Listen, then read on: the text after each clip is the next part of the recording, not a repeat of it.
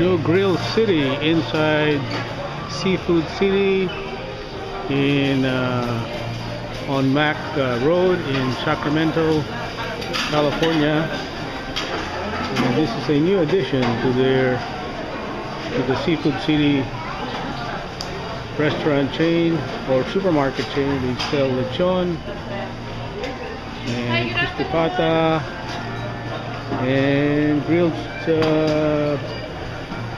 pusit or squid. Okay. Dito na lang natin si Tisha papakain. Yeah, oo nga, yeah. Kasi hindi ba?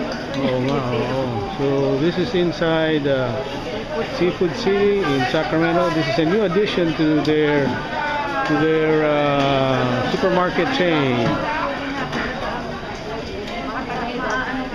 With Bibingka Galapong. So Grill City inside Seafood City. Okay, that's why they added chairs inside. So